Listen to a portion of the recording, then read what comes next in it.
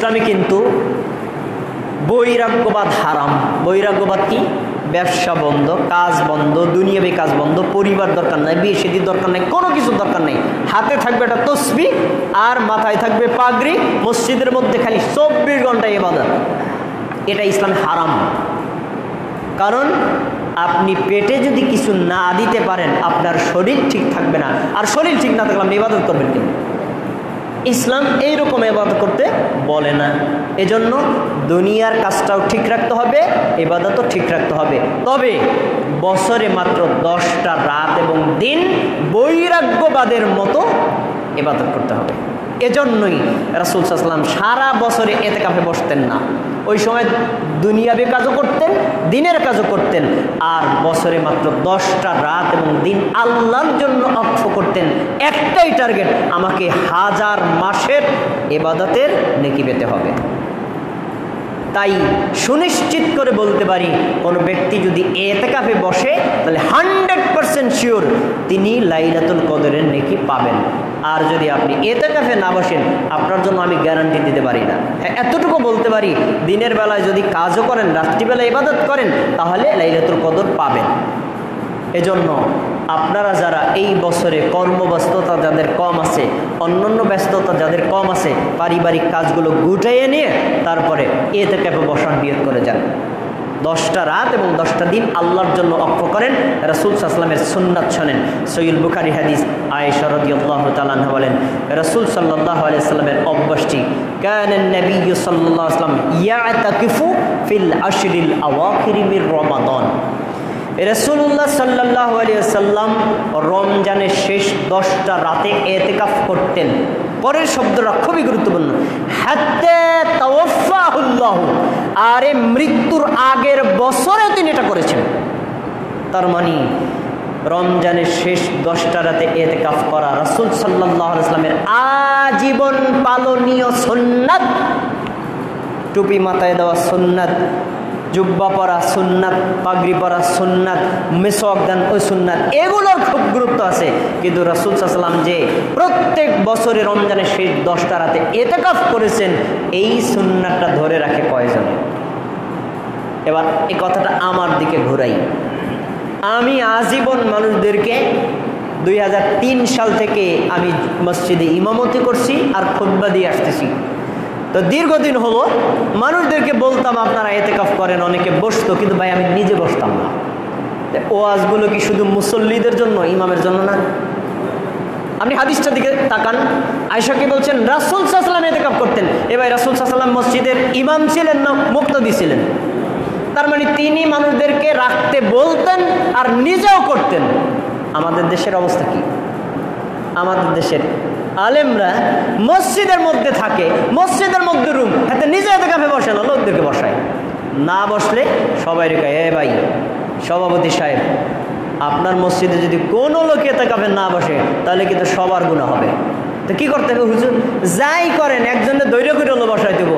এখন একজন আছে সারা দিন আনের দিন খায়, বদলা খায়, এইটারে ধরছে, আপনি বহেন। আপনার দৈনিক কয়টা? 300 টাকা তো বদলা, যাক 3,10,000 টাকা আপনারা দিব, এরপরে ঈদের পোশাকও দেবো, নয় তারপরেও আমাকে গুনাহ থেকে বাঁচান। এই মাসআলা চরমভাবে ভুল। কারণ ইতিকাফ একটি ব্যক্তিগত সুন্নাত আমল। ইমাম যদি করেন, ইমাম একাই নেকি পাবেন। মুক্তাদি যদি করেন, মুক্তাদি একাই নেকি পাবেন।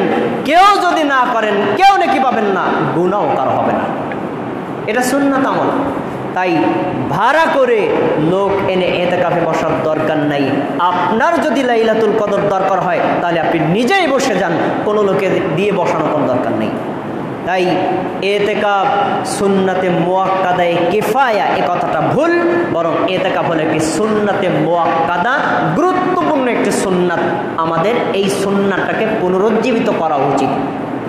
আলহামদুলিল্লাহ, আমি কয়েক বছর থেকে নিয়ত করেছি যে আল্লাহ যত দিন বাঁচায় রাখে ইতিকাফে বলবো। যদি কখনো, এটা মানত না, মানে নিয়ত, যদি কখনো সমস্যা হয় সেটা ভিন্ন কথা, আপনিও নিয়ত করতে পারেন। আমি শুনেছি এবছর আমাদের মাদারীপুরের 2-1 ভাই আমাদের মসজিদে এখানে বসতে পারেন। আপনারাও যদি ইচ্ছা করেন বসতে পারেন ইনশাল্লাহ। এখানে না বসেন, আপনার মসজিদে বসেন, সমস্যা নেই। এলাকার মসজিদে আমরা এই সুন্নাহটাকে যথাসম্ভব গুরুত্ব দিয়ে আদায় করার চেষ্টা করব।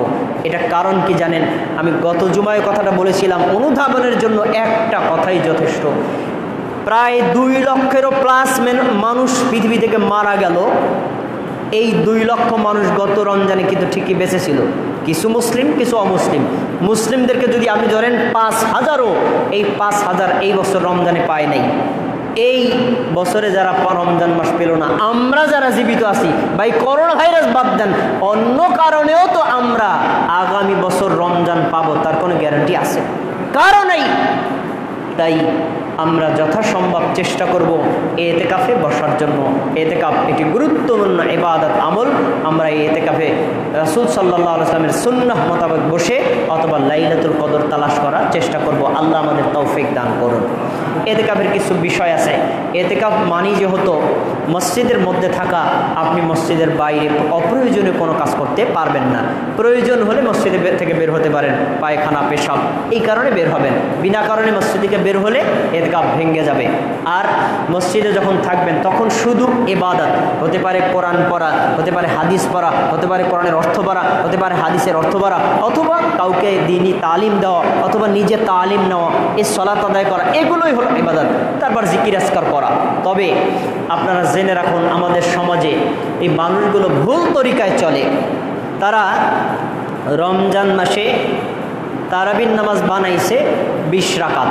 এটি একটি জাল জয়ীফ হাদিস গেল এক।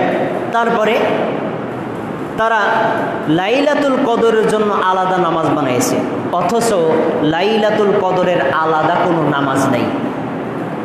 তবে লাইলাতুল কদরের নামাজ নেই, তা লাইলাতুল কদরে ঘুমাবেন না, বরং এই তারাবির সলাতটাই তাহাজ্জুদের সলাত, তাহাজ্জুদের সলাতটাই তারাবির সলাত, আর এই তারাবির সলাতটাই লাইলাতুল কদরের সলাত। এটাকে দীর্ঘ করে আদায় করা, দীর্ঘ কিরাত দিয়ে দীর্ঘক্ষণ সময় নিয়ে আদায় করা। আপনার যদি সমস্যা হয়, আমি তো বড় সূরা পারি না, সমস্যা নেই, এক রাকাতে 20টা সূরা পড়েন।